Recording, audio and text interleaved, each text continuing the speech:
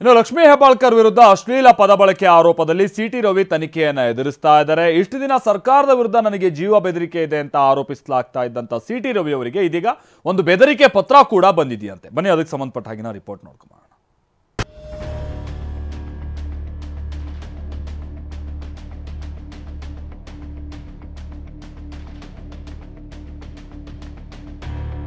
MLC city ರವಿಗೆ ಬಂತ ಜೀವ ಬೆದರಿಕೆ ಪತ್ರ. ಮಗನಿಗೂ ಜೀವ ಬೆದರಿಕೆ ಆರೋಪ, ದೂರು. ಸಚಿವೆ ಲಕ್ಷ್ಮೀ ಹೆಬ್ಬಾಳ್ಕರ್ ಹಾಗೂ ಪರಿಷತ್ ಬಿಜೆಪಿ ಸದಸ್ಯ ಸಿಟಿ ರವಿ ನಡುವಿನ ತಿಕ್ಕಾಟ ಮುಗಿಯುವಂತೆ ಕಾಣ್ತಿಲ್ಲ.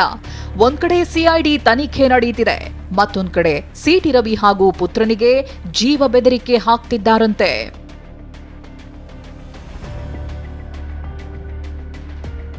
ಸಿಟಿ ರವಿಗೆ ಕೊಲೆ ಬೆದರಿಕೆ ಹಾಕಿ ಪತ್ರ ಬರೆದಿದ್ದಾರಂತೆ.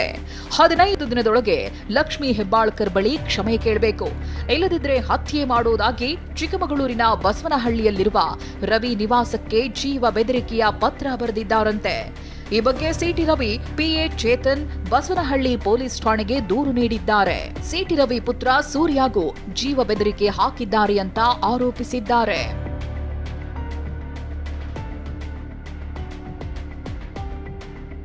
ಈ ಬಗ್ಗೆ ಪ್ರತಿಕ್ರಿಯೆ ನೀಡಿರುವ ಚಿಕ್ಕಮಗಳೂರು ಎಸ್ಪಿ ವಿಕ್ರಮ್ ಆಮ್ಟೆ, ಅನಾಮಧೇಯ ವ್ಯಕ್ತಿಗಳಿಂದ ರವಿಗೆ ಬೆದರಿಕೆ ಪತ್ರ ಬಂದಿದೆ ಅಂತ ದೂರು ನೀಡಿದ್ದಾರೆ. ಮುಂಜಾಗ್ರತಾ ಕ್ರಮವಾಗಿ ಹೆಚ್ಚಿನ ಭದ್ರತೆ ನೀಡಿದ್ದೇವೆ, ಈ ಬಗ್ಗೆ ತನಿಖೆ ಕೈಗೊಳ್ಳುತ್ತೀವಿ ಅಂತ ಮಾಹಿತಿ ನೀಡಿದ್ದಾರೆ. ಅನಾನಿಮಸ್ ಥ್ರೆಟ್ ಲೆಟರ್ ಬಂದಿದೆ, ಅದಕ್ಕೆ ಸಂಬಂಧಪಟ್ಟಂಗೆ ಚೇತನ್ ಅಂತಕ್ಕಂಥ ಅವರು PA ಅನ್ಸುತ್ತೆ, ಅವರು ಕಂಪ್ಲೇಂಟ್ ಕೊಟ್ಟಿದ್ದಾರೆ. ಅದನ್ನು ಕಾನೂನು ರೀತಿಯ ಕ್ರಮವನ್ನು ತೆಗೆದುಕೊಳ್ತಾ ಇದ್ದೀವಿ. ನಿನ್ನೆ ಬಸವನಹಳ್ಳಿ ಪೊಲೀಸ್ ಠಾಣೆಯಲ್ಲಿ ಒಂದು FIR ಕೂಡ ಅದ್ರ ಬಗ್ಗೆ ದಾಖಲಾಗಿದೆ. ಅದೇ ಒಂದು ಪತ್ರ ಬಂದಿದೆ, ನಾನು ಅದನ್ನು ನೋಡಿಲ್ಲ ಇನ್ನೂ. ಪತ್ರ ಬಂದಿದೆ, ಅದು ಇನ್ವೆಸ್ಟಿಗೇಷನಿಗೆ ನಾವು ಅದನ್ನು ಕೋರ್ಟಿಗೆ ಮೊದಲು ಅದನ್ನು NC ಆಗಿತ್ತು, ಅದು ಕೋರ್ಟಿಂದ ಪರ್ಮಿಷನ್ ತೊಗೊಂಡು ಬಂದಿದ್ದಾರೆ. PSI ಬಸವನಹಳ್ಳಿ ಅವರಿಗೆ ಇನ್ವೆಸ್ಟಿಗೇಷನ್ ಮಾಡಲಿಕ್ಕೆ ಕೋರ್ಟ್ ಡೈರೆಕ್ಷನ್ ಕೊಟ್ಟಿದೆ. PSI ಬಸವನಹಳ್ಳಿ ಅವರು ಬಾಬುದ್ದೀನ್ ಅವರು ಅದ್ರ ಬಗ್ಗೆ ಡೀಟೇಲ್ ಆಗಿ ಇನ್ವೆಸ್ಟಿಗೇಷನ್ ಮಾಡ್ತಾರೆ. ಒಂದು ಅನಾನಿಮಸ್ ಥ್ರೆಟ್ ಲೆಟರ್ ಅದು. ಸೊ ಈಗ ನೋಡ್ತೀವಿ ನಾವು ಎಲ್ಲಿಂದ ಬಂತು, ಹೇಗೆ ಅದನ್ನು ಇನ್ವೆಸ್ಟಿಗೇಷನ್ನಲ್ಲಿ ಅದನ್ನು ಇದನ್ನು ಮಾಡ್ತೀವಿ, ಪತ್ತೆ ಮಾಡ್ತೀವಿ. ಸಿಟಿ ರವಿಯೊಬ್ಬ ಡ್ರಾಮಾ ಮಾಸ್ಟರ್, ಡಿಕೆಶಿ ಡಿಚ್ಚಿ.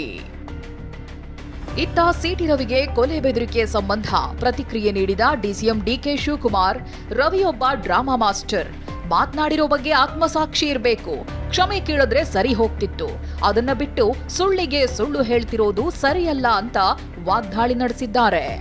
ಸಿಟಿ ರವಿದು ದೊಡ್ಡ ಡ್ರಾಮಾ ಮಾಸ್ಟರ್ ಆಗ್ಬಿಟ್ಟಿದ್ದಾರೆ.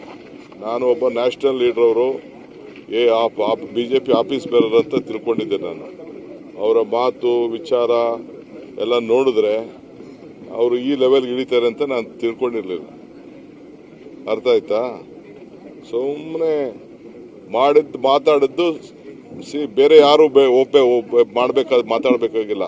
ಕಾನ್ಶಿಯಸ್ ಇದೆಯಲ್ಲ, ಆತ್ಮಸಾಕ್ಷಿ. ಅವ್ರ ಪಾರ್ಟಿ ಲೀಡರ್ಗಳೇ ನನ್ನ ಹತ್ರ 100 ಜನ ಹೇಳಿದ್ದಾರೆ ಮಾತಾಡಬಾರ್ದಾಯ್ತು. ಅಲ್ಲೇ ನಾನು ಮಾತಾಡಿದ್ದು ತಪ್ಪಾಗೋಯ್ತು, ಹತ್ತಾಶ್ಚರ್ಯದಿಂದ ಮಾತಾಡಿದ್ದೀನಿ, ಕ್ಷಮೆ ಕೇಳಿದ್ದೀನಿ ಅಂತ ಹೇಳಿದೆ. ಕ್ಷಮೆ ಕೇಳ್ತೀನಿ ಅಂತ ಅಂದ್ರೆ ಮುಗಿದೋಯ್ತು.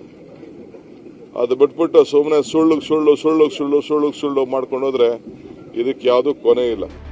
ಇನ್ನು ಸಂಸದ ಜಗದೀಶ್ ಶೆಟ್ಟರ್, ಅಕಸ್ಮಾತ್ ಸಿಟಿ ರವಿಗೇನಾದ್ರೂ ಆದ್ರೆ ಸಿಎಂ ಸಿದ್ದರಾಮಯ್ಯ, ಕಾಂಗ್ರೆಸ್ ಸರ್ಕಾರವೇ ಕಾರಣ ಅಂತ ಗುಡುಗಿದ್ದಾರೆ. ನೋಡಿ, ಏನಾದರೂ ಸಿಟಿ ರವಿಯವರಿಗೆ ಏನಾದರೂ ಅವರು ಹೇಳಿದ್ದಾರೆ, ಏನಾದರೂ ಅನಾಹುತ ಇಷ್ಟೆಲ್ಲ ಆದಮೇಲೆ, ಥ್ರೆಟ್ಟು ಮತ್ತೊಂದು ಆದಮೇಲೆ, ಪತ್ರ ಮುಖಾಂತರ ಬರೋದು ಆದಮೇಲೂ ಸತ್ಯಕ್ಕೆ ಸರ್ಕಾರ ಇದನ್ನು ಗಂಭೀರವಾಗಿ ತೆಗೆದುಕೊಳ್ದಿದ್ರೆ, ಏನಾದರೂ ಹೆಚ್ಚು ಕಡಿಮೆ ಸಿಟಿ ರವಿಗೆ ಆದರೆ, ಅನಾಹುತ ಆದರೆ ಅದಕ್ಕೆ ಸಂಪೂರ್ಣ ಜವಾಬ್ದಾರಿ ರಾಜ್ಯದ ಮುಖ್ಯಮಂತ್ರಿ, ರಾಜ್ಯದ ಕಾಂಗ್ರೆಸ್ ಸರ್ಕಾರ ಆಗ್ತದೆ. ಅದಕ್ಕೆ ಈ ಎಚ್ಚರಿಕೆಯನ್ನು ನಾವು ಕೊಡ್ತಾ ಇದ್ದೀನಿ ಸರ್ಕಾರಕ್ಕೆ. ಇದರ ಮೇಲೆ ಈ ವಿಷಯವನ್ನು ಗಂಭೀರವಾಗಿ ತೆಗೆದುಕೊಳ್ಬೇಕಾಗ್ತದೆ. ಇಲ್ಲದಿದ್ದರೆ ಮುಂದಾಗುವಂಥ ಗಂಡಾಂತರಗಳಿಗೆ ಈ ಸರ್ಕಾರವೇ ಜವಾಬ್ದಾರಿ ಆಗ್ತದೆ. ಅದೇನೇ ಇರಲಿ, ಸಿಟಿ ರವಿ ಹೆಬ್ಬಾಳ್ಕರ್ ನಡುವಿನ ತಿಕ್ಕಾಟ ದಿನಕ್ಕೊಂದು ತಿರುವು ಪಡೆದುಕೊಳ್ಳುತ್ತಿದೆ. ಇದೇ ವಿವಾದ ಮುಂದಿಟ್ಕೊಂಡು ಬಿಜೆಪಿ ನಾಯಕರು ಕಾಂಗ್ರೆಸ್ ವಿರುದ್ಧ ಕೋತ ಅಂತಿದ್ದಾರೆ. Bureau report, TV9.